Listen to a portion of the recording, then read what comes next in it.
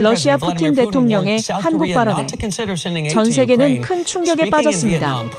일본이 한국을 괴롭힌다면 우리 러시아는 가만히 있지 않겠습니다.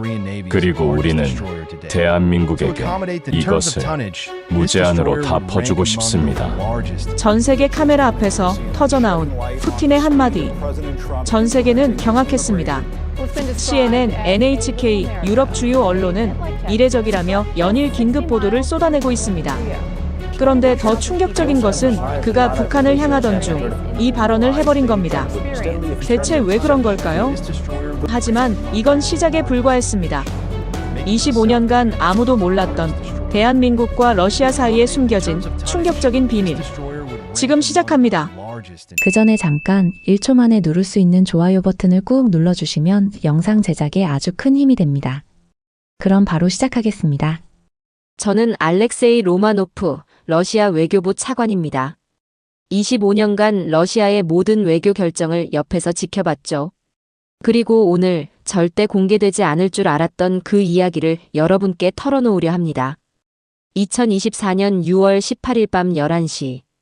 크렘린궁 지하 3층 비밀회의실. 차관, 내일 기자회견에서 뭐부터 말할 것 같나? 대통령이 저를 바라보며 물었습니다. 북한 방문을 하루 앞둔 시점이었죠. 당연히 김정은 이야기부터 할 줄 알았어요. 그런데 대통령의 다음 말이 충격이었습니다. 한국 이야기부터 하겠네. 예? 대통령님, 북한 방문인데 왜 한국을? 자네는 모르겠지만 난 알고 있다네. 한국이 우리에게 해준 일들 말이야. 그 순간 회의실이 조용해졌어요. 국방장관, 정보부장, 경제부총리까지 모두 숨을 죽였습니다. 대통령이 계속 말했어요. 1998년, 2014년, 그리고 지금까지. 한국은 한 번도 우리를 배신한 적이 없네. 이게 우연일까? 저는 그제야 깨달았습니다. 이건 단순한 외교 수사가 아니라는 걸 말이죠. 다음 날 기자회견장. 전 세계 300여 명의 기자들이 몰려들었어요. 모두 북한 관련 질문을 준비하고 있었겠죠. 그런데 대통령의 첫 마디가 이거였습니다. 한국이 한 일, 우리는 알고 있습니다. CNN 기자가 당황한 표정으로 손을 들었어요. 대통령님, 북한이 아닌 한국을 먼저 언급하신 이유가 한국은 특별하다네. 다른 나라들과는 달라. 그 자리에 있던 서방 언론들이 술렁거리기 시작했어요. 뭔가 다른 맥락이 있다는 걸 눈치챈 거죠. 기자회견이 끝나고 저에게 돌아온 질문들이 폭발했습니다. 차관님, 정말 한국이 뭘 한 겁니까? 혹시 비밀 협정이라도 있는 건가요? 왜 하필 이 타이밍에 한국을 언급한 거죠? 저는 대답할 수 없었어요. 아직 때가 아니었거든요. 하지만 이제는 말할 수 있습니다. 러시아가 한국을 바라보는 시선에는 25년간 쌓인 놀라운 비밀이 숨어 있어요. 그리고 그 비밀은 전 세계가 모르는 한국의 진짜 모습과 연결되어 있습니다. 여러분은 아마 놀라실 거예요. 러시아 사람들에게 가장 믿을 만한 아시아 국가가 어디냐고 물어보면 1위가 한국이거든요. 중국이 아니에요. 일본도 아니고 한국입니다. 이상하지 않나요? 러시아는 백인 기독교 국가인데 왜 하필 한국일까요? 2022년 러시아 여론조사기관 브이치옴에서 실시한 설문조사 결과가 충격적이었어요.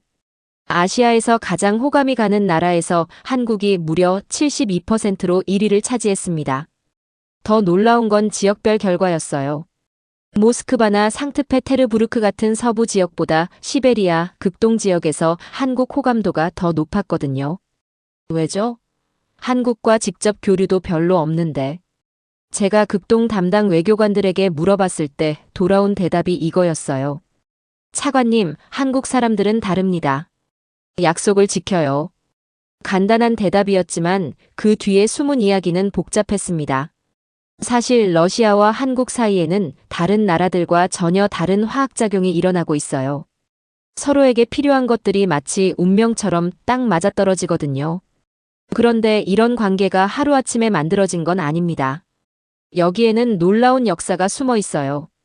2019년 9월 블라디보스토크 동방경제 포럼. 저는 대통령을 수행해서 그곳에 있었습니다. 그런데 그날 밤 대통령이 저를 따로 불렀어요. 차관, 자네 생각에 우리가 왜 중국을 완전히 믿지 못한다고 생각하나? 갑작스러운 질문에 당황했지만 솔직하게 답했습니다. 영토 문제도 있고 무엇보다 중국의 규모가 워낙 커서. 맞네. 그럼 일본은? 쿠릴 열도 때문에 애초에 적대 관계죠. 그렇다면 한국은 어떤가? 저는 잠시 생각했어요.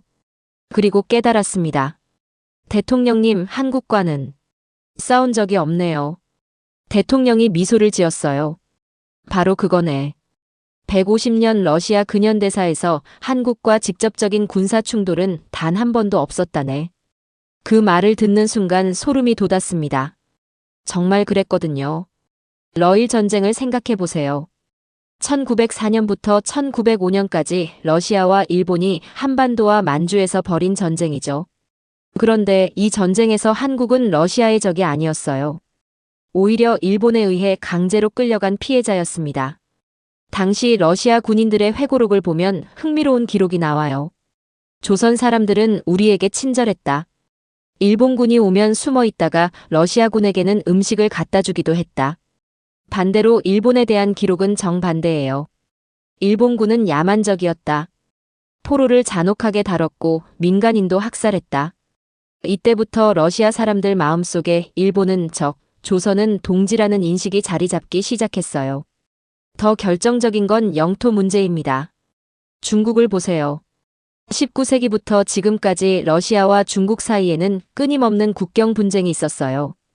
우수리강, 아무르강 일대에서 벌어진 크고 작은 충돌들이 수도 없이 많죠. 1969년 다만스키섬 사건에서는 실제로 총격전까지 벌어졌습니다. 양측에서 수십 명이 죽었어요. 지금도 중국 인구가 동북부로 몰려오는 걸 러시아가 경계하는 이유가 바로 이런 역사 때문이죠. 일본은 더 심각해요. 쿠릴 열도, 즉 일본이 말하는 북방 영토 문제가 아직도 해결되지 않았거든요.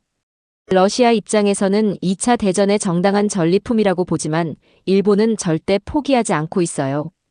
대통령이 일본 총리들과 만날 때마다 이 문제가 나옵니다. 분위기가 싸늘해지죠. 아베 신조와 만났을 때도 기시다 후미오와 만났을 때도 마찬가지였어요. 그런데 한국은 어떤가요?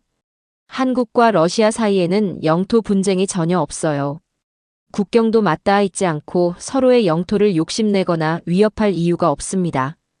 2014년 우크라이나 사태가 터졌을 때 일이에요. 서방 국가들이 러시아에 경제 제재를 가했죠. 그때 아시아 국가들의 반응이 제각각이었어요. 일본은 미국을 따라서 즉시 제재에 동참했습니다. 중국은 표면적으로는 중립을 지켰지만 뒤에서는 러시아의 약화를 은근히 반겼어요. 그런데 한국의 반응은 달랐어요. 제재에는 참여했지만 최소한으로 했고 인도적 지원은 계속 유지했습니다. 더 중요한 건 한국 기업들의 행동이었어요. 당시 저는 경제부총리와 함께 긴급회의를 했습니다. 차관님, 한국 기업들이 철수하지 않네요. 어떤 기업들 말입니까? 삼성, LG, 현대, 대우. 거의 모든 대기업이 러시아 사업을 유지하고 있어요. 정말 놀라웠어요. 미국과 군사동맹을 맺고 있는 한국인데 러시아에서 사업을 계속한다고? 더 신기한 건 한국 정부의 반응이었어요. 기업들을 강제로 철수시키지 않았거든요. 민간 기업의 판단을 존중한다는 입장을 유지했습니다. 그때 제가 한국 주재 러시아 대사에게 연락했어요. 대사님, 혹시 한국 정부와 사전 협의라도 했습니까? 아니요, 차관님. 그냥 한국이 원래 그런 나라예요. 어떤 나라 말입니까? 의리 있는 나라요. 의리. 그 단어가 저에게는 충격이었어요. 러시아 사람들이 가장 중요하게 여기는 가치 중 하나가 바로 의리거든요. 친구가 어려울 때 외면하지 않는 것, 약속을 지키는 것, 신뢰를 배신하지 않는 것. 한국이 바로 그런 나라였습니다. 사실 이런 관계의 뿌리는 더 깊어요. 소련 시절로 거슬러 올라가죠. 1988년 서울 올림픽 때를 기억하시나요? 당시 소련과 한국은 수교도 하지 않은 상태였어요.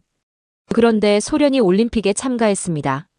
미국이 보이콧한 1980년 모스크바 올림픽에 대한 보복으로 소련도 1984년 로스앤젤레스 올림픽을 보이콧했었는데 서울 올림픽에는 왜 참가했을까요? 당시 고르바초프 서기장의 측근이었던 셰바르드나제 외무장관이 남긴 회고록에 답이 있어요. 한국은 우리를 정치적으로 이용하려 하지 않았다. 순수하게 스포츠 재전을 만들고 싶어 했다. 소련이 서울 올림픽 참가를 결정한 건 단순히 스포츠 때문이 아니었어요. 한국에 대한 신뢰 때문이었습니다. 그리고 이 신뢰는 지금까지 이어지고 있어요. 2015년 12월 모스크바 경제부. 저는 급하게 소집된 비상회의에 참석하고 있었습니다. 서방의 경제 제재가 본격화되면서 러시아 경제가 휘청거리고 있던 때였죠. 차관님, 이대로 가면 우리 제조업 완전히 무너집니다. 경제부총리가 절망적인 표정으로 말했어요. 테이블 위에는 충격적인 수치들이 나열되어 있었습니다. 독일 지멘스 철수, 프랑스 르노 생산 중단, 미국 제너럴 일렉트릭 계약 파기. 그런데 차관님, 이상한 게 있어요. 뭔가? 한국 기업들 매출이 오히려 늘고 있습니다. 저는 눈을 의심했어요. 모든 외국 기업들이 철수하는 상황에서 한국 기업들만 매출이 늘어난다고? 정확한 수치를 말해보세요. 삼성전자 러시아 매출이 전년 대비 23% 증가했습니다. LG전자는 무려 35% 늘었어요. 현대차는 47% 급증입니다. 러시아 승용차 시장에서 현대기아차 점유율이 20%를 넘어섰어요. 그 순간 저는 깨달았습니다. 이건 우연이 아니라는 걸 말이죠. 다음 날 저는 한국 주재 러시아 대사관에 긴급 전문을 보냈어요. 한국 기업들의 러시아 투자 확대 배경 파악 요청. 일주일 후 돌아온 답변이 충격이었습니다. 한국 정부가 러시아를 신북방 정책의 핵심 파트너로 설정. 기업들에게 러시아 진출 적극 권장 중. 신북방 정책? 처음 듣는 용어였어요. 저는 즉시 한국학 전문가를 불렀습니다. 교수님, 한국의 신북방 정책이 뭡니까? 차관님, 이건 정말 놀라운 전략이에요. 한국이 중국과 일본 사이에서 살 길을 찾기 위해 북방으로 눈을 돌린 겁니다. 북방이라면? 러시아, 몽골, 중앙아시아 말이죠. 특히 러시아와의 협력을 가장 중요하게 보고 있어요. 그제야 퍼즐이 맞춰지기 시작했습니다. 한국의 지정학적 딜레마를 생각해 보세요. 남쪽은 바다, 북쪽은 북한으로 막혀 있죠. 서쪽 중국은 너무 크고 부담스럽고 동쪽 일본과는 역사 문제가 있어요. 그런데 한국이 찾은 돌파구가 바로 러시아였습니다. 2016년 한국 대통령이 러시아 대통령과 만났을 때 일이에요. 저도 그 자리에 있었거든요. 대통령님, 한국과 러시아는 서로에게 꼭 필요한 파트너입니다. 한국 대통령의 말에 러시아 대통령이 관심을 보였어요. 어떤 면에서 그렇게 생각하시는지. 우리는 에너지가 필요하고 당신들은 첨단 기술이 필요하지 않습니까? 정확한 분석이었습니다. 러시아는 세계 천연가스 매장량 1위, 석유 매장량 6위의 에너지 대국이에요. 하지만 문제가 있었죠. 팔 곳이 마땅치 않았거든요. 유럽은 러시아 의존도를 낮추려고 했고 중국은 자체 생산량이 늘고 있었어요. 인도나 동남아시아는 인프라가 부족했죠. 그런데 한국은 달랐습니다. 한국의 에너지 수입 의존도는 무려 94%예요. 거의 모든 에너지를 수입에 의존하고 있죠. 특히 천연가스는 100% 수입입니다. 더 중요한 건 한국의 지리적 위치였어요. 러시아 극동에서 한국까지는 가스관 하나만 연결하면 됩니다. 비용도 중동에서 배로 실어오는 것보다 훨씬 저렴하죠. 실제로 2017년부터 러시아산 가스 도입이 본격화됐어요. 사할린에서 출발한 가스가 동해를 거쳐 한국에 도착했습니다. 차관님, 한국이 러시아산 가스를 얼마나 수입하는지 아세요? 에너지부 관리가 자랑스럽게 말했어요. 연간 150만 톤입니다. 한국 전체 가스 수입량의 6%예요. 숫자로는 많지 않아 보이지만 의미는 컸어요. 중동 의존도를 낮출 수 있는 대안이 생긴 거니까요. 그런데 반대 방향도 마찬가지였습니다. 러시아가 한국에서 수입하는 물건들을 보면 정말 신기해요. 모두 러시아가 만들지 못하거나 잘 만들지 못하는 것들이거든요. 삼성 스마트폰은 러시아에서 점유율 2위예요. 아이폰 다음으로 인기가 많죠. 러시아 사람들이 왜 삼성을 좋아하는지 아세요? 성능 대비 가격이 정확해요. 러시아 사람들 성격과 잘 맞아요. 모스크바 삼성 매장 직원이 한 말입니다. 현대기아차는 더 놀라워요. 러시아 상트페테르부르크에 공장까지 지었거든요. 2010년 문을 연 이 공장에서 나오는 차들이 러시아 전역으로 팔려나가고 있어요. 차관님, 현대차 솔라리스 모델 아세요? 산업부 담당자가 신나서 말했어요. 러시아 택시의 70%가 솔라리스예요. 모스크바 거리에서 가장 많이 보는 차죠. 정말 그랬어요. 제가 모스크바를 다닐 때마다 현대차를 계속 봤거든요. 더 재미있는 건 러시아 사람들의 반응이었어요. 한국 차는 고장이 잘 안 나요. 추운 겨울에도 시동이 잘 걸리고요. 일본 차보다 싸면서도 품질은 거의 비슷해요. 무엇보다 애프터 서비스가 좋아요. 부품 구하기도 쉽고. 이런 평가들이 소셜미디어에 넘쳐났습니다. 가전제품도 마찬가지예요. LG 세탁기, 삼성 냉장고가 러시아 가정의 필수품이 됐죠. 특히 LG 세탁기는 러시아에서 점유율 1위를 차지했어요. 러시아의 혹독한 겨울과 여름을 견딜 수 있도록 특별히 설계된 모델들이 인기를 끌었죠. 2018년 저는 직접 상트페테르부르크 LG 서비스 센터를 방문했어요. 어떤 점이 러시아 사람들에게 어필하나요? 내구성이에요, 차관님. 러시아는 기후가 극단적이잖아요. 영하 30도에서 영상 35도까지 변하는데 한국 제품들이 이런 환경을 잘 견뎌요.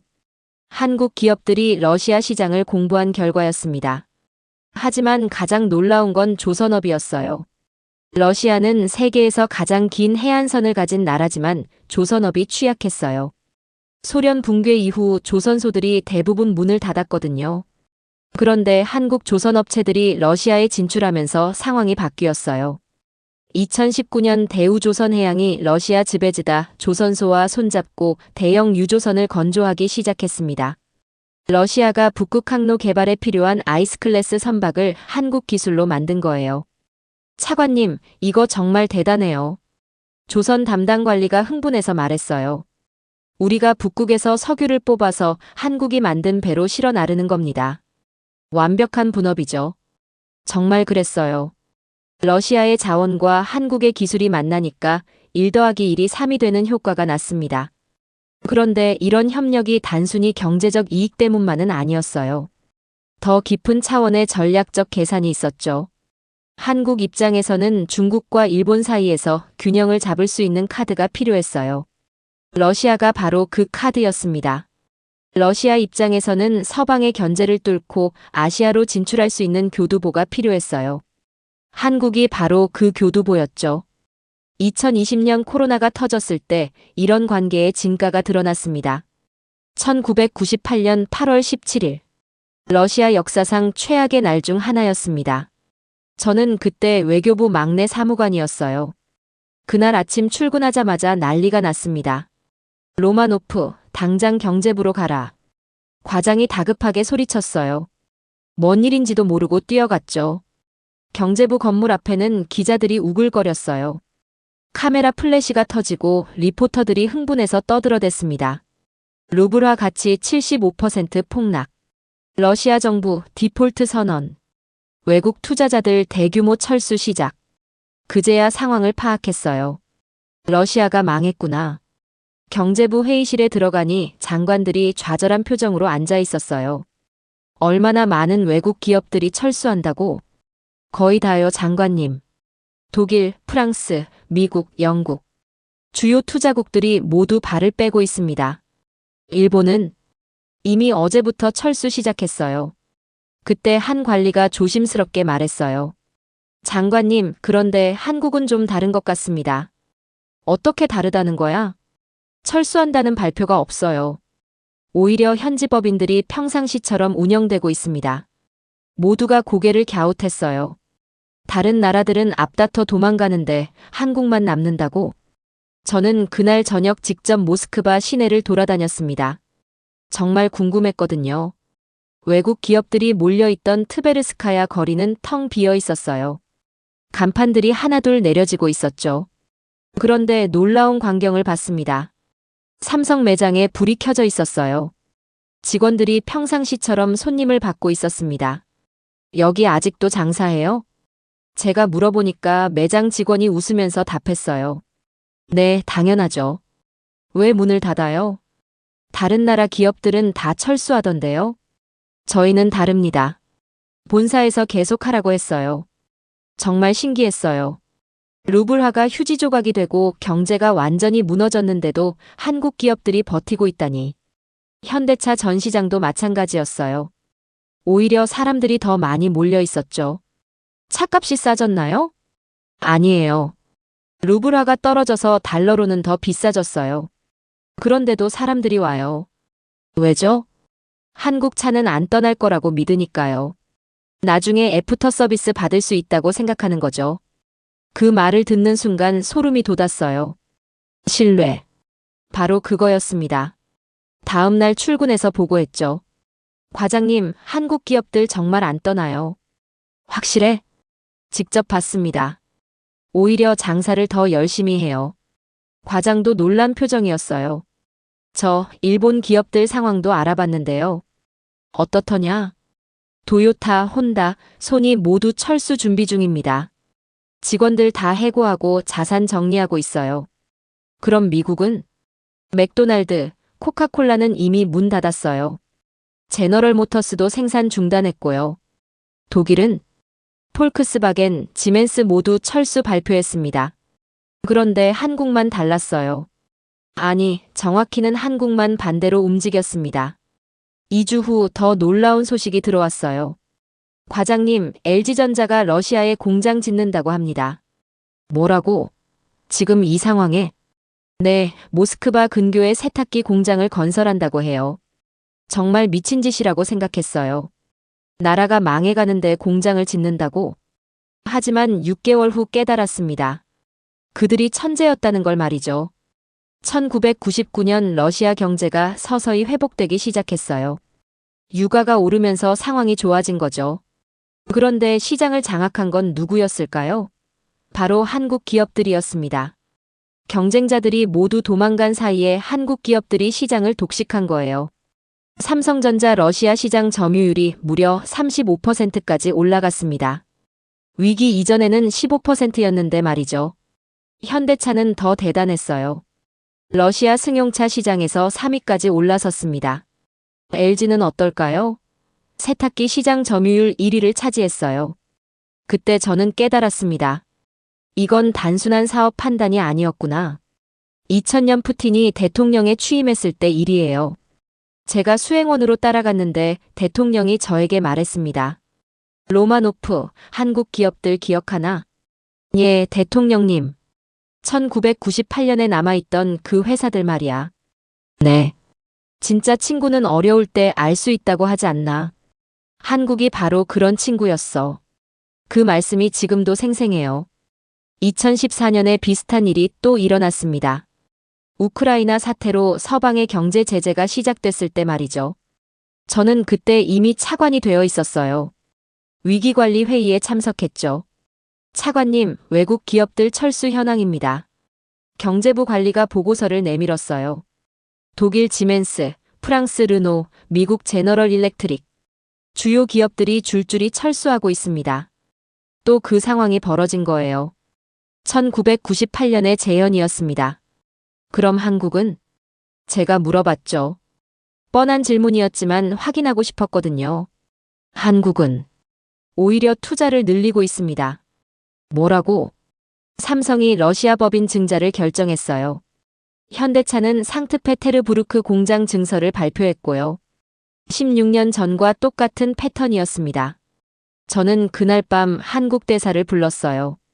대사님, 솔직히 물어보겠습니다. 본국에서 특별한 지시라도 내렸나요? 아니요, 차관님. 그냥 우리가 원래 그런 나라예요. 어떤 나라 말입니까? 한번 친구가 되면 끝까지 가는 나라요. 그 말을 듣는 순간 가슴이 뭉클했어요. 2015년 러시아 언론들이 특집 기사를 냈습니다.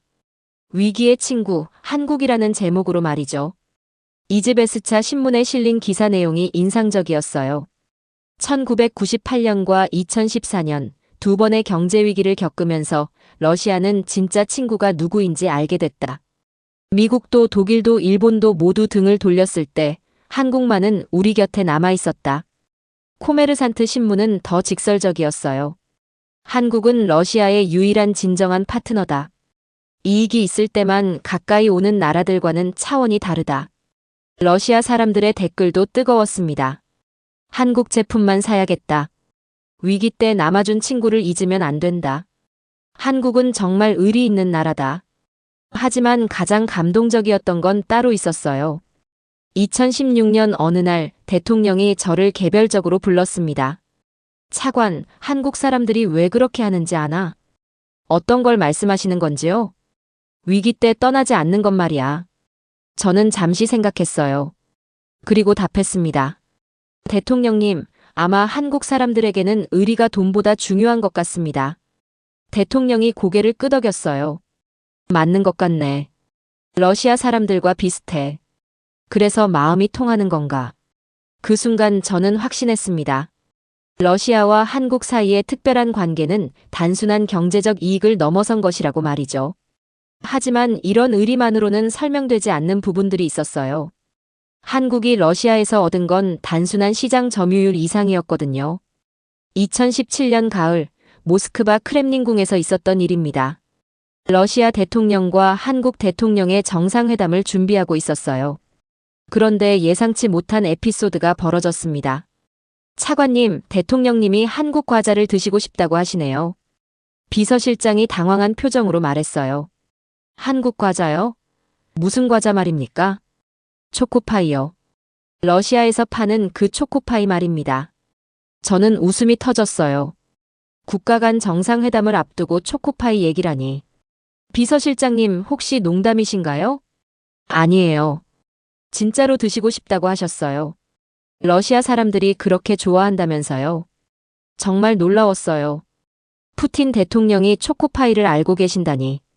그날 저녁 저는 모스크바 시내 편의점들을 돌아다녔습니다. 대통령이 말씀하신 초코파이가 정말 있는지 확인하려고요. 첫 번째 편의점에 들어가자마자 눈에 띄었어요. 선반 한쪽을 가득 차지하고 있는 초코파이들이 말이죠. 이거 많이 팔려요? 점원에게 물어봤더니 의외의 답이 돌아왔어요. 차관님, 이거 러시아에서 제일 인기 있는 과자예요. 하루에 몇십 개씩 나가요. 정말요? 네, 특히 아이들이 정말 좋아해요. 어른들도 많이 사가고요. 신기해서 다른 편의점도 가봤어요. 어디든 마찬가지였습니다. 초코파이가 가장 눈에 띄는 자리에 진열되어 있었어요. 이거 언제부터 이렇게 인기였나요?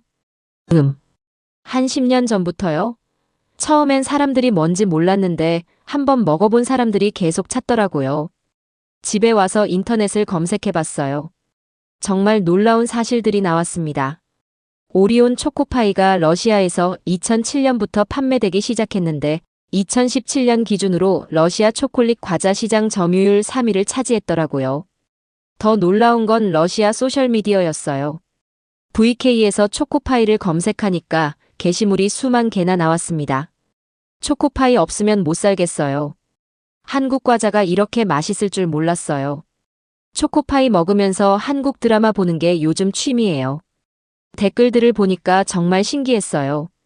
단순히 과자를 좋아하는 게 아니라 한국 문화 전체에 대한 호감으로 이어지고 있었거든요. 다음 날 오리온 러시아 법인장을 만났습니다. 법인장님, 러시아에서 초코파이가 이렇게 인기인 줄 몰랐어요. 차관님, 이건 시작에 불과해요. 작년 매출이 전년 대비 40% 증가했거든요.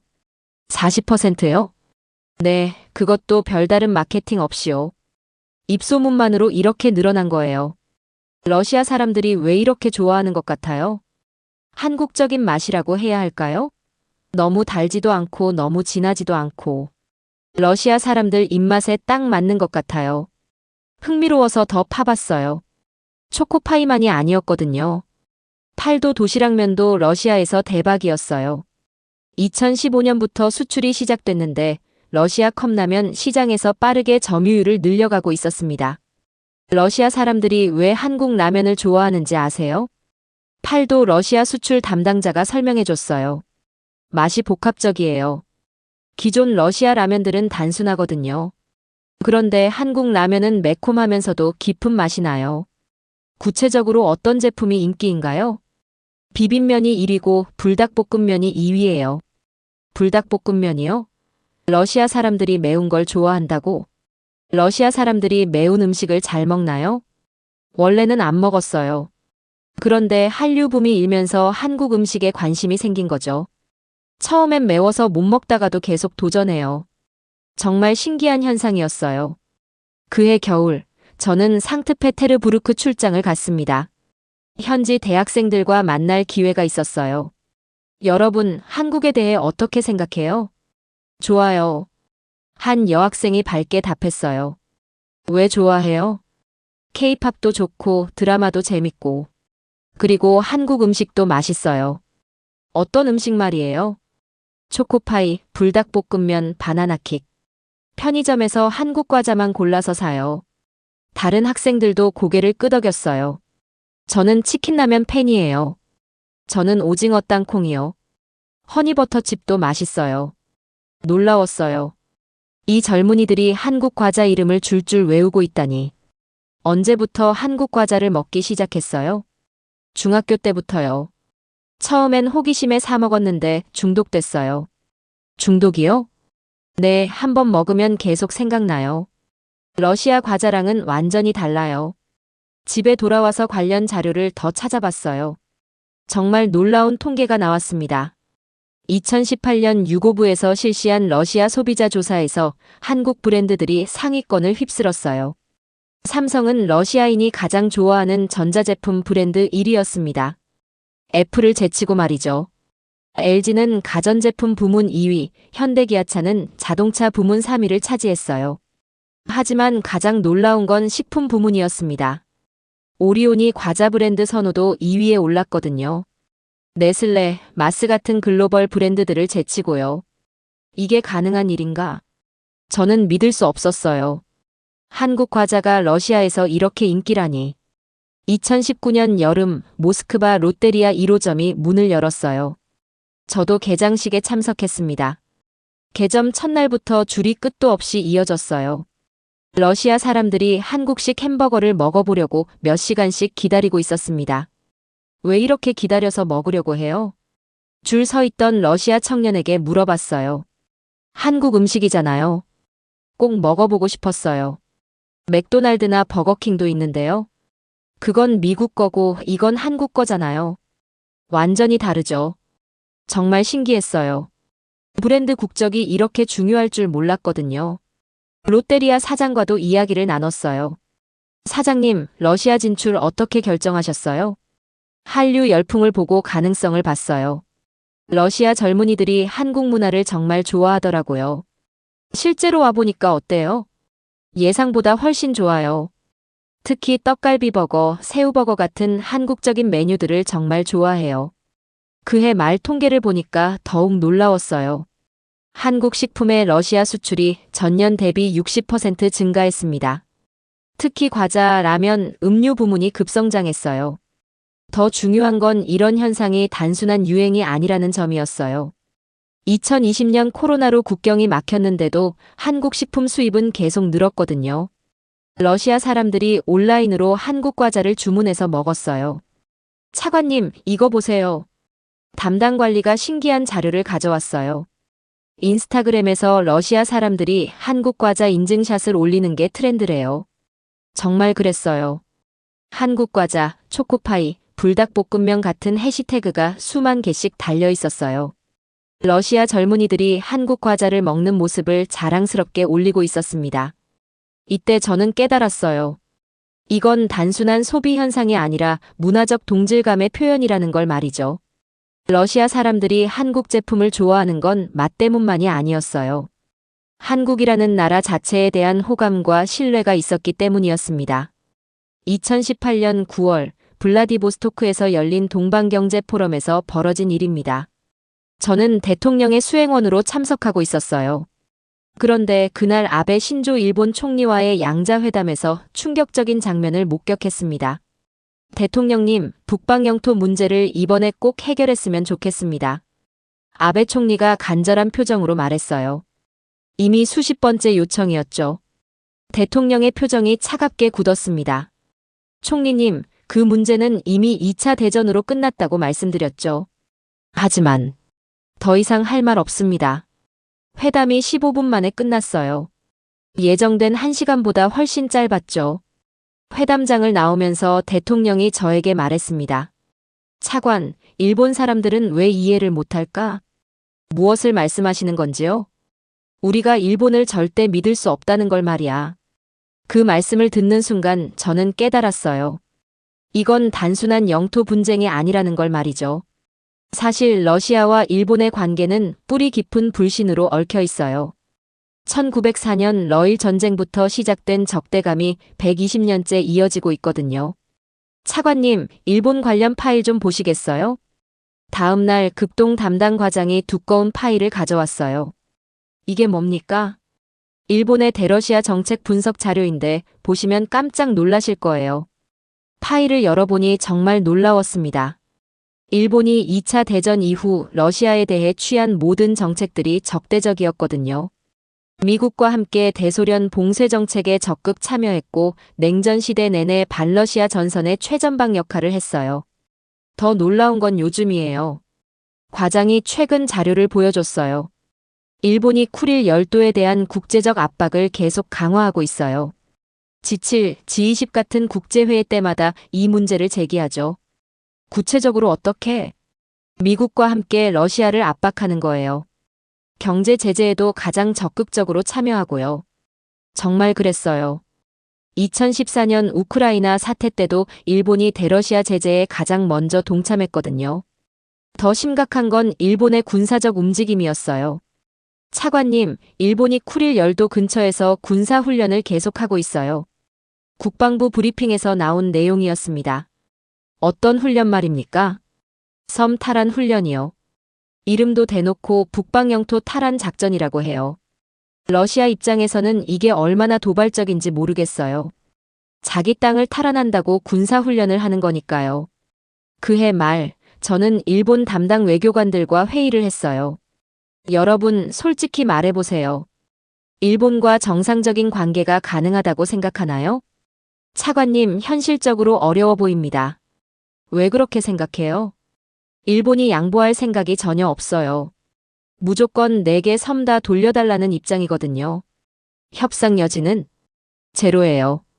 절대 타협하지 않겠다는 게 일본 정부의 공식 입장이니까요. 정말 답답한 상황이었어요. 그런데 중국은 또 다른 문제였습니다. 2019년 여름 시진핑 중국 주석과의 정상회담 준비를 하고 있었어요. 그런데 회담 직전에 심각한 문제가 터졌습니다. 차관님, 중국군이 또 국경을 침범했습니다. 국경 수비대에서 긴급 보고가 들어왔어요. 어디서요? 아무르강 일대요.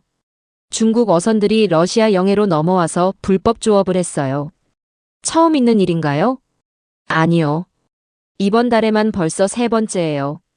이게 중국과의 문제였어요. 겉으로는 전략적 동반자라고 하지만 속으로는 서로 견제하고 있었거든요. 더 심각한 건 인구 문제였습니다. 차관님, 극동지역 인구 변화 보고서 나왔어요. 인구 담당 관리가 암울한 표정으로 말했어요. 어떤 내용입니까? 러시아인은 계속 줄고 중국인은 계속 늘고 있어요. 구체적인 수치는 블라디보스토크 인근에 거주하는 중국인이 지난 10년간 300% 증가했습니다. 정말 충격적이었어요. 더 문제는 이게 합법적인 이주라는 점이에요. 합법적이라고요? 네, 사업 목적으로 오거나 러시아 국적을 취득한 사람들이에요. 막을 방법이 없어요. 이런 상황에서 러시아 극동 주민들의 반응은 어땠을까요? 2020년 여론조사 결과가 나왔는데 충격적이었어요. 극동 지역 러시아인의 67%가 중국의 인구 유입을 위협으로 느낀다는 결과였거든요. 왜 그렇게 생각하는지 조사했나요? 네, 주된 이유가 3가지예요. 말씀해보세요. 첫째, 일자리를 중국인들이 차지한다는 것. 둘째, 부동산 가격이 올라간다는 것. 셋째, 언젠가 이 지역이 중국 땅이 될 수도 있다는 불안감이에요. 마지막 이유가 가장 심각했어요. 실제로 중국의 일부 역사학자들이 연해주 지역을 중국의 옛 땅이라고 주장하고 있었거든요. 차관님, 중국 인터넷에서 연해주를 뭐라고 부르는지 아세요? 뭐라고 부른다는 거죠? 둥베이 외만주라고 해요. 동북 지역의 바깥쪽 만주라는 뜻이죠. 이런 식으로 중국이 러시아 영토에 대해 은근히 영토적 야욕을 드러내고 있었어요. 경제 문제도 심각했습니다. 차관님, 중러 무역 구조 보셨어요? 경제부 관리가 걱정스러운 표정으로 물어봤어요. 어떤 점이 문제입니까? 러시아는 원자재만 팔고 중국은 완제품만 파는 구조예요. 완전히 종속적이라고 볼 수 있어요. 실제로 통계를 보니까 정말 그랬어요. 러시아가 중국에 수출하는 건 석유, 가스, 목재 같은 원자재가 90% 이상이었어요. 반대로 중국에서 수입하는 건 전자제품, 의류, 기계류 같은 고부가가치 제품들이었죠. 이런 구조가 계속되면 러시아가 중국의 원자재 공급 기지로 전락할 수 있어요. 정말 심각한 문제였습니다. 그런데 이 시점에서 한국을 생각해 보니까 완전히 달랐어요. 차관님, 한국과는 정말 다르네요. 어떤 점에서? 한국은 우리 영토를 침범한 적도 없고 영토 주장을 한 적도 없어요. 맞습니다. 게다가 무역 구조도 상호 보완적이에요. 우리가 에너지를 주면 한국이 기술을 주는 식으로요. 한국과는 진짜 위닝 관계였어요. 그리고 한국은 우리를 압박한 적이 없어요. 어떤 의미죠? 일본처럼 영토 반환을 요구하지도 않고 중국처럼 인구로 압박하지도 않아요. 정말 그랬어요. 한국은 러시아에게 부담을 주지 않는 유일한 이웃이었습니다. 2021년 저는 대통령에게 직접 물어봤어요. 대통령님, 동아시아 3국 중에서 어느 나라를 가장 신뢰하시나요? 대통령이 주저없이 답했습니다. 한국이지. 이유가 있으신가요? 일본은 미국의 앞잡이고 중국은 언젠가 우리를 삼킬 놈들이야. 한국만이 진정한 파트너지. 그 말씀이 모든 걸 설명해줬어요. 러시아가 한국을 특별하게 보는 이유는 단순했습니다. 한국만이 러시아를 위협하지 않는 유일한 이웃이었거든요. 일본은 영토를 요구하고 중국은 영토를 넘보고 있지만 한국은 그런 게 전혀 없었어요. 오히려 한국은 러시아가 어려울 때마다 도움을 주는 나라였습니다. 그래서 러시아 사람들이 한국을 특별하게 여기는 거예요. 이해관계를 넘어선 진정한 신뢰가 있는 거죠. 2019년 7월 4일 모스크바 외교부 청사. 그날은 제가 차관으로서 가장 당황스러운 하루 중 하나였습니다. 일본 대사가 긴급 면담을 요청해 왔거든요. 차관님, 야마다 대사가 매우 급한 일이라고 하네요. 비서가 걱정스러운 표정으로 말했어요. 무슨 일인지 들었나? 독도 표기 문제라고 합니다. 독도요? 갑자기 왜 독도가? 일본 대사가 들어오자마자 바로 본론을 꺼냈어요. 차관님, 러시아 해양부에서 발행한 최신 해도를 보셨습니까? 아니요, 무슨 문제라도. 독도가 독도로 표기되어 있습니다. 야마다 대사의 얼굴이 상당히 굳어 있었어요. 그게 문제가 되나요? 물론입니다. 국제적으로는 리앙쿠르 록스나 다케시마로 표기하는 것이 맞습니다. 저는 속으로 웃음이 났어요. 일본이 러시아에까지 와서 독도 표기를 바꿔달라고 요청하다니. 대사님, 그건 우리 해양부 소관입니다. 제가 확인해보고 연락드리겠습니다. 야마다 대사가 나간 후 저는 즉시 해양부에 전화했어요. 국장님, 최신 해도에서 독도를 어떻게 표기했습니까? 독도로 했는데요. 뭔 문제라도. 일본 대사가 항의하러 왔어요. 아, 그랬군요. 근데 차관님, 우리가 왜 일본 말을 들어야 하죠? 정말 그랬어요. 러시아가 왜 일본의 요구를 들어야 하나요? 혹시 다른 나라들은 어떻게 표기하고 있나요? 한국은 당연히 독도, 미국이나 유럽은 리앙쿠르 록스, 중국은 독도에 가까운 표기를 써요. 그럼 우리는 왜 독도로? 한국 측 자료가 가장 정확했거든요.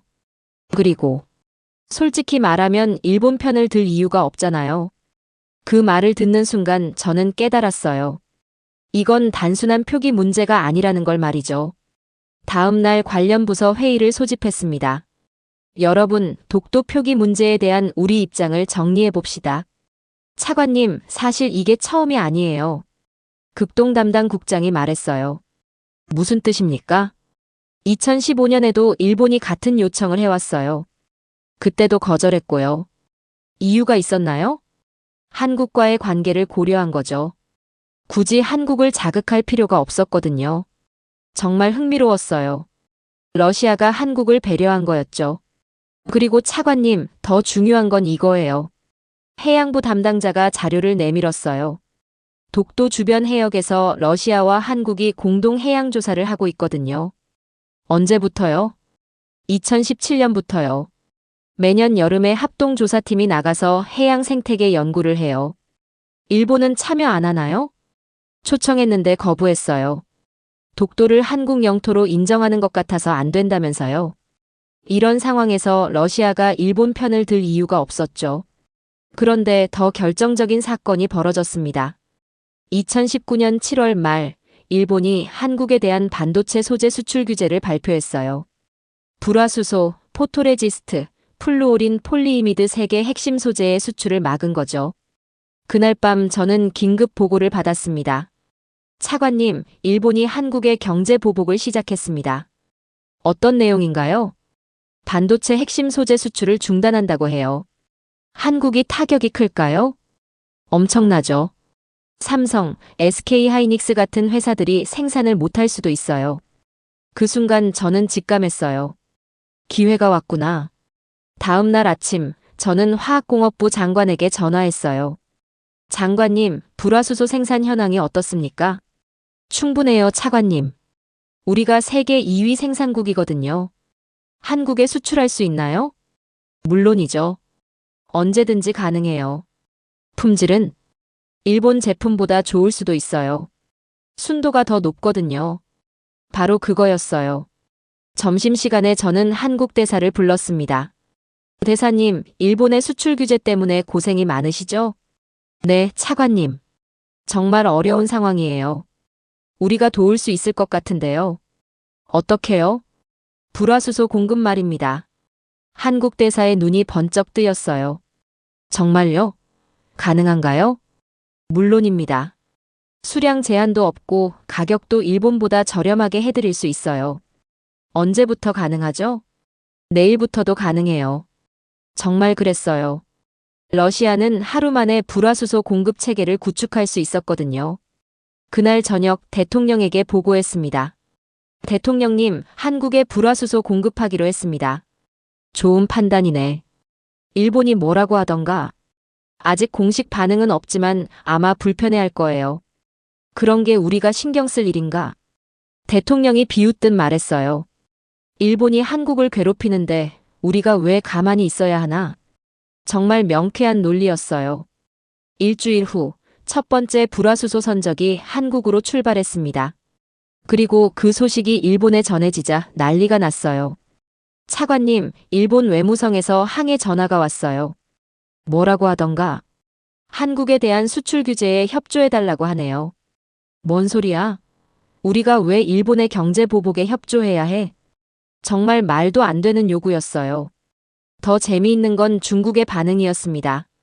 차관님, 중국도 한국에 불화수소 공급하겠다고 나섰어요. 갑자기 우리가 먼저 나서니까 중국도 기회를 놓치기 싫었나 봐요. 결국 일본의 수출 규제는 완전히 실패했어요.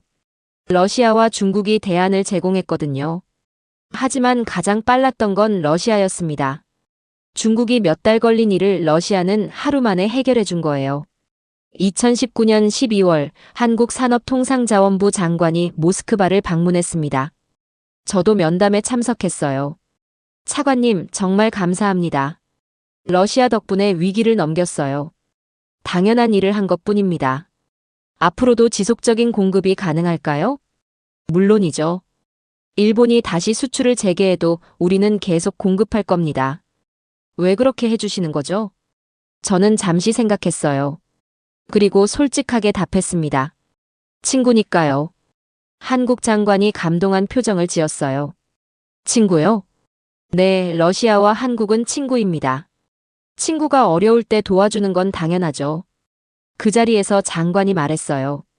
차관님, 이번 일로 한국 사람들이 러시아를 정말 고맙게 생각해요. 어떤 반응이 있었나요? 한국 인터넷에서 러시아에 대한 감사 메시지가 폭발적으로 늘었어요. 러시아는 진짜 친구다. 일본보다 러시아가 낫다. 이런 댓글들이 수만 개씩 달려요. 정말 뿌듯했어요. 그해 말 통계를 보니까 더욱 놀라웠습니다. 러시아산 불화수소가 한국 수입량의 30%를 차지하게 됐어요. 일본 의존도를 대폭 줄인 거죠. 더 중요한 건 이런 협력이 다른 분야로 확산됐다는 점이었어요. 반도체 소재뿐만 아니라 히토류, 티타늄, 니켈 같은 핵심 소재들의 러시아 수입이 급증했습니다. 차관님, 이제 한국이 일본 대신 러시아를 선택하고 있어요. 경제부 관리가 신나서 보고했어요. 구체적인 수치가 있나요? 2020년 기준으로 한국의 핵심 소재 수입에서 러시아 비중이 일본을 추월했어요. 정말 놀라운 변화였습니다. 그리고 이 모든 일의 시작은 독도 표기 문제였어요. 러시아가 독도라고 쓴 게 시작이었죠. 일본은 작은 표기 하나까지 바꾸려고 했지만 러시아는 한국을 배려했어요. 그리고 그 배려가 거대한 경제 협력으로 이어진 거죠. 이때 저는 확신했습니다. 러시아와 한국의 관계는 단순한 이해관계를 넘어선 무언가가 있다고 말이죠. 2024년 6월 19일 평양 순안공항. 대통령의 북한 방문 마지막 날이었습니다.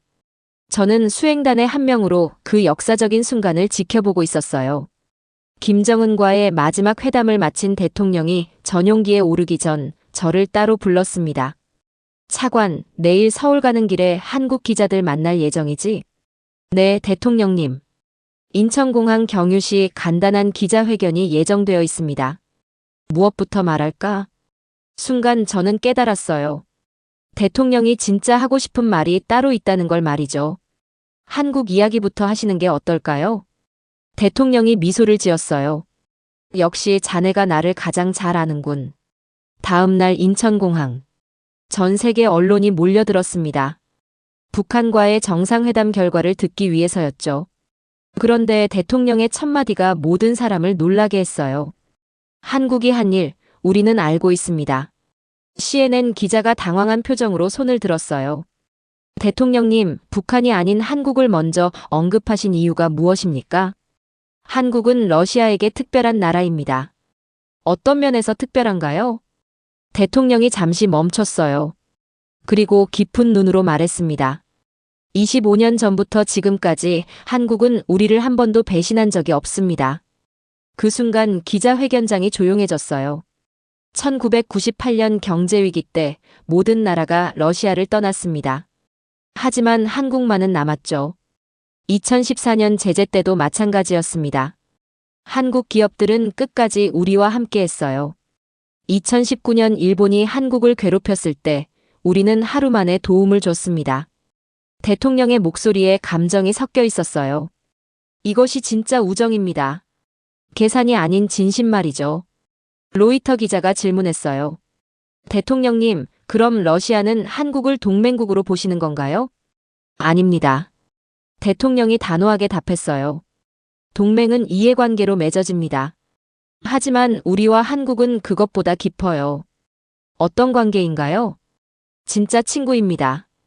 그 말을 듣는 순간 저는 가슴이 뭉클했어요. 25년간 제가 지켜본 모든 순간들이 떠올랐거든요. 기자회견이 끝나고 전용기에서 대통령이 저에게 말했어요. 차관, 오늘 한 말 후회하지 않아. 왜 그런 말씀을 하시는 거죠? 진실을 말한 거니까. 정말 그랬어요. 모든 게 진실이었습니다. 모스크바로 돌아가는 길에 저는 지난 25년을 돌이켜봤어요. 1998년 경제위기 때 삼성 매장에 불이 켜져 있던 그 밤. 2014년 제재 속에서도 현대차가 공장을 증설한다고 발표했던 순간. 2019년 불화수소를 하루 만에 공급하기로 결정했던 회의. 그 모든 순간들이 오늘의 푸틴 발언으로 이어진 거였어요. 다음 날 러시아 언론들이 대서특필했습니다. 푸틴, 한국을 진짜 친구라고 공개 선언. 25년 우정, 드디어 공식 인정. 러시아의 유일한 진정한 아시아 파트너, 한국. 하지만 가장 감동적이었던 건 러시아 네티즌들의 반응이었어요. 맞아, 한국은 정말 의리 있는 나라야. 위기 때 남아준 친구를 잊으면 안 돼. 한국 제품만 사야겠다. 한국 사람들 보고 있나? 고마워. 수만 개의 댓글이 올라왔습니다. 한국 반응도 폭발적이었어요. 러시아가 우리를 이렇게 생각하고 있었구나. 일본보다 러시아가 훨씬 나은 친구네. 푸틴의 진심이 느껴진다. 앞으로 러시아랑 더 친하게 지내자. 정말 뜨거운 반응이었어요. 그날 저녁 저는 가족들과 저녁을 먹으면서 이야기했습니다. 여보, 오늘 대통령이 한국을 진짜 친구라고 했어. 제 아내가 놀란 표정을 지었어요. 정말? 공개적으로? 응, 전 세계 언론 앞에서. 왜? 정말 그렇게 생각하시거든. 아내가 고개를 끄덕였어요. 당연하지. 당신이 25년간 한국 담당하면서 얼마나 좋은 이야기들을 해줬는데. 어떤 이야기들? 한국 사람들이 얼마나 신의가 있는지, 약속을 잘 지키는지, 어려울 때 도와주는지. 듣고 있으면 정말 좋은 나라 같더라고. 제가 무의식 중에 한국을 좋게 말하고 있었던 거예요. 그리고 당신이 서울에서 근무할 때 우리 딸 낳았잖아. 한국은 우리에게도 특별한 나라야. 맞아요. 제 큰딸이 서울에서 태어났거든요. 2006년이었어요. 한국 사람들이 얼마나 친절했는지 지금도 기억해. 아기 낳을 때 병원 간호사들이 얼마나 잘해줬는데. 외국인인 우리한테도 자기 가족처럼 대해줬지. 정말 그랬어요. 한국에서의 2년은 제 인생에서 가장 따뜻한 시간 중 하나였습니다. 여보, 나 이제 확신해. 뭘? 러시아와 한국은 정말 오래 갈 거야. 이런 관계는 쉽게 무너지지 않아. 다음 주 출근해서 부하 직원들과 이야기했어요. 여러분, 대통령이 한국을 진짜 친구라고 한 게 화제네요. 차관님, 정말 멋있었어요. 우리가 25년간 쌓아온 관계의 결실이죠. 젊은 외교관 한 명이 질문했어요. 차관님, 앞으로도 이런 관계가 계속될까요? 물론이지. 이제 시작이야. 어떤 의미인가요? 지금까지는 경제 협력이 중심이었다면 앞으로는 더 깊어질 거야. 정말 그렇게 생각했어요. 한국의 기술과 러시아의 자원이 만나면 무한한 가능성이 있었거든요. 구체적으로 어떤 분야에서요? 우주개발, 인공지능, 신에너지, 미래 산업 전 분야에서 협력할 수 있어. 한국이 그런 기술을 가지고 있나요? 당연하지. 한국은 이미 세계 최고 수준이야.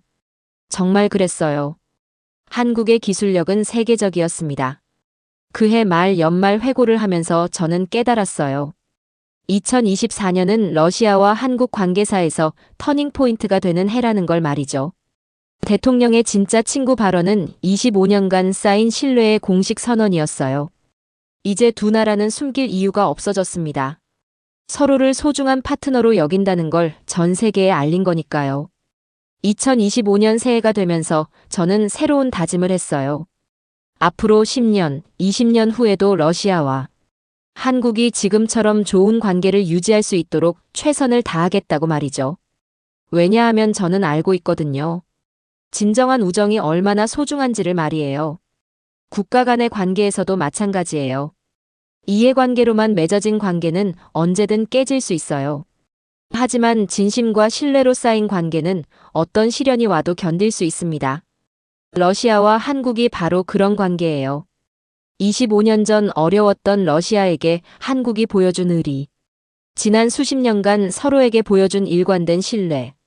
그리고 지금도 계속되고 있는 상호 존중. 이 모든 것이 만들어낸 특별한 유대감이 바로 진짜 우정입니다. 앞으로도 이 우정은 계속될 거예요. 그리고 저는 그 증인이자 동시에 만들어가는 사람 중 하나라는 게 자랑스럽습니다. 여러분도 기억해 주세요. 러시아 사람들이 한국을 어떻게 생각하는지를 말이에요. 우리는 동맹이 아닙니다. 동맹보다 더 깊은 관계죠. 우리는 진짜 친구입니다. 여러분, 저는 오늘 25년간의 경험을 바탕으로 이 이야기를 들려드렸습니다. 그리고 이제 확신을 갖고 말씀드릴 수 있어요. 국경과 이념을 넘어선 진정한 우정. 그것이 한국과 러시아를 하나로 만든 힘이었습니다. 화려한 외교 수사도 아니었고 거대한 자본의 힘도 아니었어요. 위기 속에서도 포기하지 않는 끈기와 진정성이었습니다. 1998년 경제위기 때 모든 나라가 도망갔지만 한국만은 남았어요. 2014년 제재 속에서도 한국 기업들은 오히려 투자를 늘렸습니다. 2019년 일본이 괴롭힐 때도 러시아는 하루 만에 손을 내밀었죠. 이런 것들이 바로 진정성 아닙니까? 한국은 세계에 증명했습니다. 작은 나라도 진심을 다하면 역사를 바꿀 수 있다는 것을 말이에요. 지도를 보세요. 한국이 얼마나 작은 나라인지 말입니다. 러시아 영토의 100분의 1도 안 되는 작은 나라예요. 그런데 이 작은 나라가 거대한 러시아의 마음을 움직였습니다. 어떻게 가능했을까요? 바로 사람의 힘이었어요. 저는 25년간 외교관으로 살면서 수많은 나라들을 봤습니다. 하지만 한국만큼 일관되게 신뢰를 지킨 나라는 없었어요. 이익이 있을 때만 가까이 오는 나라들과는 차원이 달랐습니다. 한국은 손해를 보면서도 약속을 지켰어요. 어려운 친구 옆에 끝까지 서 있었습니다. 이게 바로 한국의 힘이에요. 제가 25년 연구와 경험을 바탕으로 말씀드립니다. 한국은 정말로 위대한 나라이며 전 세계가 배워야 할 모델입니다. 돈으로 사람의 마음을 사는 나라들은 많아요. 힘으로 상대를 굴복시키려는 나라들도 있고요. 하지만 한국은 달랐습니다. 진심으로 사람의 마음을 얻었어요. 사람을 남기고 신뢰를 쌓고 불가능을 가능으로 만드는 나라. 그것이 바로 대한민국입니다. 러시아 같은 강대국도 한국 앞에서는 고개를 숙입니다. 왜냐하면 한국이 보여준 건 진짜 품격이었거든요. 여러분도 자랑스러워하세요. 여러분이 살고 있는 이 나라가 얼마나 멋진 나라인지를 말이에요. 세계 어디에 내놔도 떳떳한 정말 아름다운 나라입니다. 앞으로도 이런 한국이길 바라며 한국과 러시아의 우정이 영원하길 기원합니다. 그리고 댓글로 여러분의 자부심을 들려주세요. 우리나라가 이렇게 멋진 나라였구나 하는 마음으로 말이에요. 오늘의 사연은 여기까지입니다. 구독과 좋아요는 영상 제작에 아주 큰 힘이 됩니다. 지금까지 감동테라스 저는 소희였습니다.